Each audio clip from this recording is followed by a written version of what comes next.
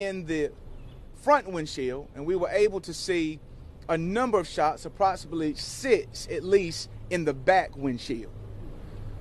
At no point, let me be very clear, at no point did we see Mr. Brown pose a threat to the law enforcement officers that were there.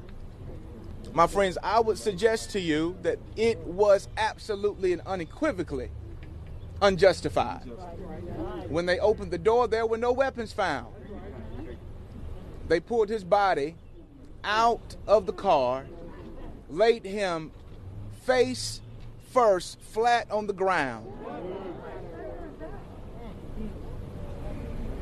As you could see, the bullet wound that went into the back of his head, and then they began to search his home.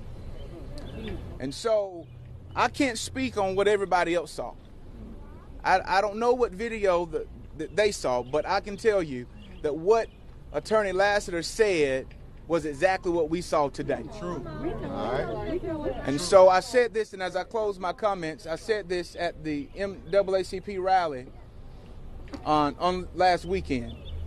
I said something to the effect of, it's a new day in Elizabeth City. That's right. That's right. And so with this being said, and with us being able to see that this has come to the light, I'm confident that our legal team is more committed now to pursue justice, to make sure that the memory and the legacy of Andrew Brown lives, because what we saw today was unconstitutional and it was not justifiable.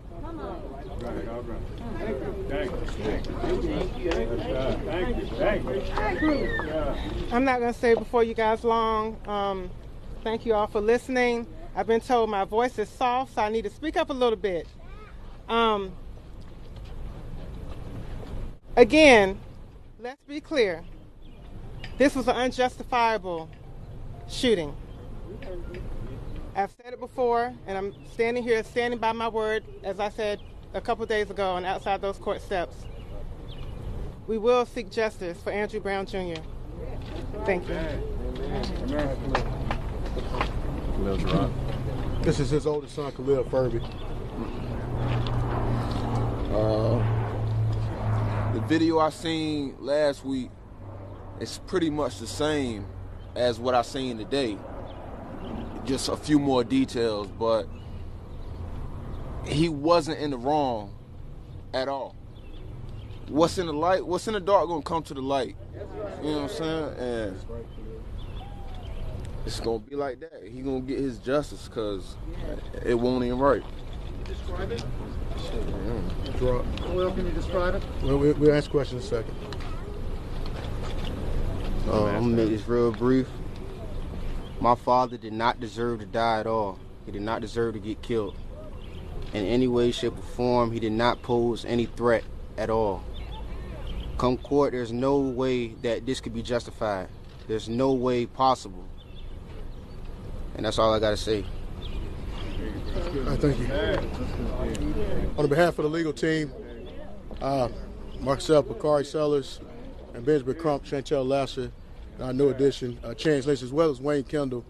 I am confused.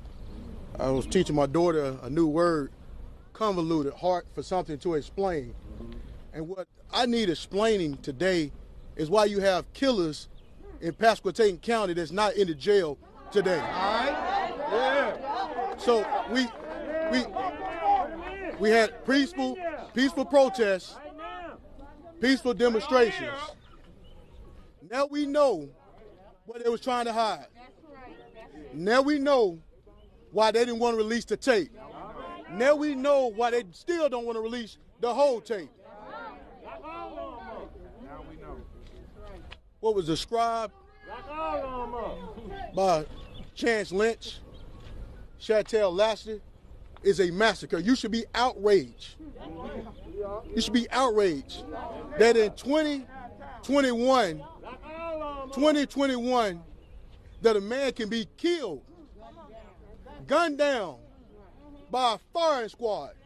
Now I'll be damned just because they wear a shield, a badge, that the killer should still walk free. If it was you, myself, we would probably be in an orange jumpsuit over here waiting for arraignment.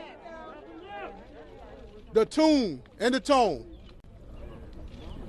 Transparency, and now we want accountability.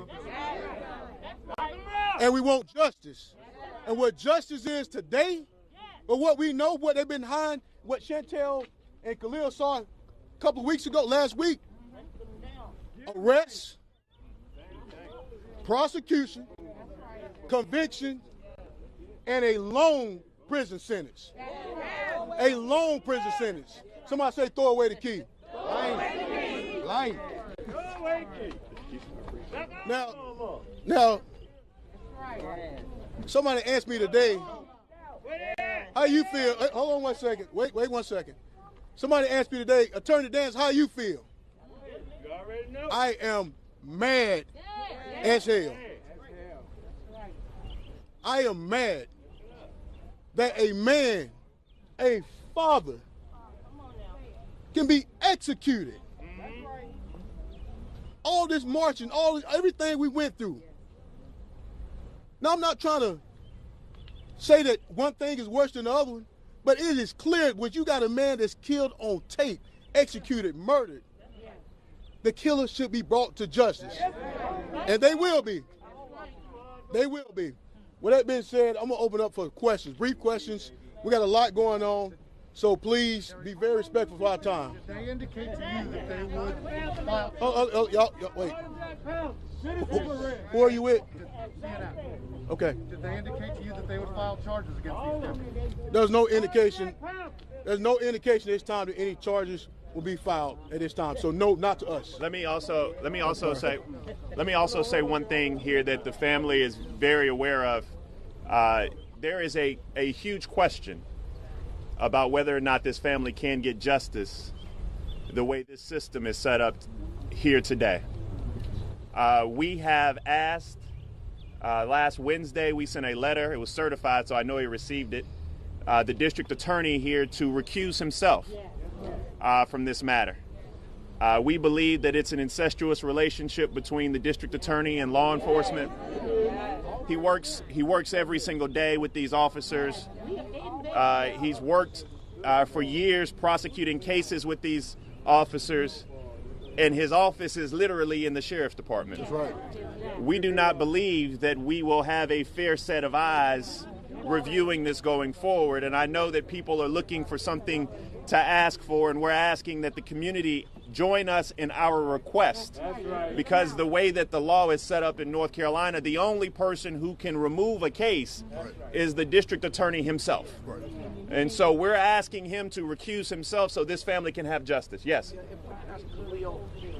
Khalil, did you sit at a desk? Was it on a monitor? Did they rewind it? Could you watch it the first time it went by? Did they repeat it? Describe what happened. Yes, could you watch it? Rewind it. Yes, I could. Explain it to me.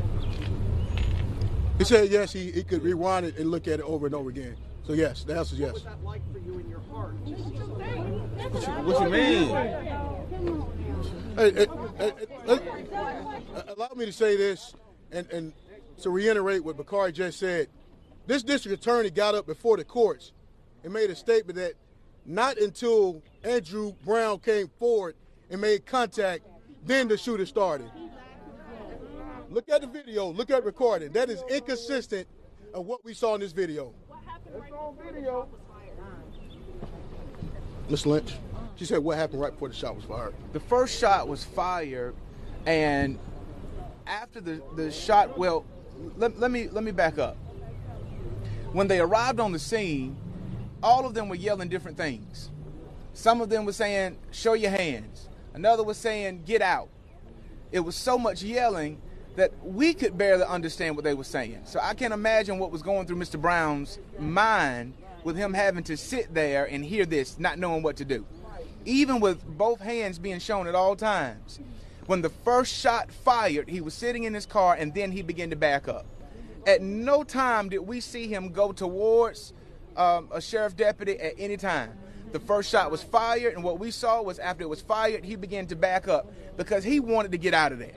He was trying to save his life. Else. He was trying to save his life. Before the shot was fired. I'm sorry, I can't hear you. His hands were up right before the Yes, you can see both hands. We could clearly see both hands. Can you see what provoked the shot? The first shot? Could we see see? what provoked them to shoot the first time? I have. All I can say is this: I didn't see Mr. Brown make any movements or actions that would warrant law enforcement to fire to protect themselves or anyone else. Let me You got a question? let me Right, say right, something real quick. Can I say something real quick? Because I just want to. I think we need to level set here for one moment. You know, for far too long in this country, we've become kind of used to this cycle and black bodies being in the street. And I don't think that we truly understand the pain that these young men are going through. And I just want us all to take a step back and take a breath and understand that this is not just another case for them. We do this work all the time. We fly around from city to city and cover these cases all across the country and tell me how you feel. What was your stomach like? Did you sleep last night? But for them, this is a pain that induces anger, outrage, disbelief, shock.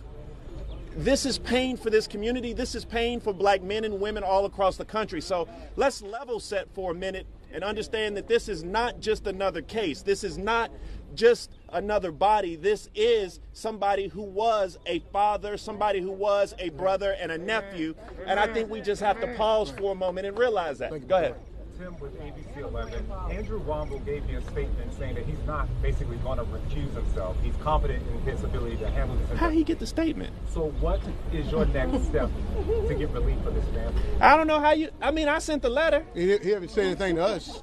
I sent it to him certified. The courtesy would be to call or email or write another letter. That's even more reason why he should recuse himself. He's willing to talk to the press and not the attorneys. You breaking news to me. I can't even, thank you. Let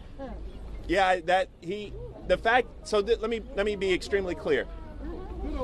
The only people in this matter who would be disadvantaged if he stays on this case are our clients, this family. If Andrew Womble was to recuse himself, there would be no prejudice to the officers in this case. In fact, we would be sure that justice could be carried out without the taint of impropriety. The fact that he will not do that shows that he has some other interest. And whatever that interest is, I do not know, and I'm not here to impugn that character or whatever that interest may be. But my number is clearly on the letter, and I would appreciate the common courtesy of a legal professional of either emailing us back or calling us with that response that he gave you. All right, a couple more questions. Was the car marches going to continue to be peaceful, sir? Yes, but the marches are going to be peaceful. That nobody wants to tear up the town that they live in, but they're going to be peaceful and they're going to be loud. But this also is not the responsibility of this family, right? So if you want peace, go out here and give us justice.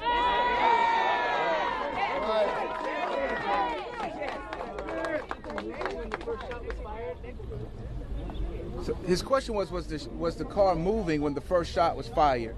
What we saw, we could not see of all the videos, the car not moving. It did not move until that first shot. Okay, so they were not under threat by a moving car? No, in fact, if the car was moving, it was moving away from them. It was never moving towards them for them to fire that first shot. So even with the footage, because you've got to remember, we've got a dozen law enforcement officers coming up with assault rifles, and they're crowding around that car. The first shot is moved. The first shot is fired, and then you can see the car moving back after that. In the red dress right here? Yes. We were told earlier that... Tell us who you're with again. Sharon with Channel 12. Okay, yes, ma'am. We were told earlier that you guys were going to see 20 minutes, and it was taken down to 16. I don't know if there was a clarification with that, or do you feel like some more things were cut out before this meeting? Well, there were several minutes to each video that added up. I don't know. I didn't add up every second and determine the exact amount of time. I will tell you my two things about that is that it was redacted. It was not all raw footage. Their faces were blurred out. You could not see their faces. Even if they would have turned, it was blurred out. We were able to see their weapons. But just in all my years of criminal defense and being an assistant district attorney, I have never in my life seen where the defendant gets to choose what evidence they show to the world. Hey, last question right here. Oh, and then we got this young lady to your right, to your left too. We'll get you right. The parts of the videos that weren't shown, was that after? I'm sorry, I can't hear you. The parts of the videos that were held back 2 hours and you guys saw about 20 minutes, did that appear to you to be after everything happened, the kind of what happened, the body camera? I'm not sure. I would be speculating. I'm not sure what they kept from us. What's your question? Since he hasn't responded to your recusal, the DA, what are the next steps legally that you'll take? What are the next steps there? You know, unfortunately in North Carolina, and I want to also give a thanks to many members of the North Carolina State Legislature. When we were here a few weeks ago, this family said that they wanted Andrew Brown's name to live on. Right now, the North Carolina State Legislature is examining changes to the body camera law as we speak, in a bipartisan effort. And that wouldn't happen but for Andrew Brown. And so we're already making a lot of the changes we want to see. What we have learned, though, is that obstruction of justice is basically codified here in North Carolina. And so because we really don't have many options other than to take the deck as it's given to us, we're going to raise a lot of hell and a lot of noise about the fact that Womble wants to stay on this case. And if he chooses to stay on this case, we're going to ask him to make sure that he follows through with prosecuting the officers that murdered Andrew Brown. Unfortunately, we don't have many options. But we're going to go out here and continue to raise our voices. We're going to go out here and continue to fight. And many of the changes that we've seen, whether or not it's this Body Camera Act or the George Floyd Justice and Policing Act, we're going to continue to push forward to make these changes on behalf of the family of Andrew Brown Jr. We are, this family's getting out of here. We're going to ask that you at least give them the opportunity without yelling questions at them. Just yell questions at the lawyers. They're used to it. They can take it. Allow Khalil and Gerard and their mother and aunts to please get out of here if we can. I got a question. No, we're done. The videotape in court, the prosecutor indicated that the car hit a deputy. That's not accurate. That's not accurate. That's not accurate. The deputy touched the car. In your personal opinion, America don't run, cause cops kill. serve the warrant? Because it looked like there was actually coming to register. I don't know. I think you might be on something. Yes. Okay. Thank you for that question. Say it, man. Andrew Brown. Andrew Brown. Andrew Brown. Andrew Brown. Andrew Brown. Andrew Brown. Andrew Brown. Andrew Brown.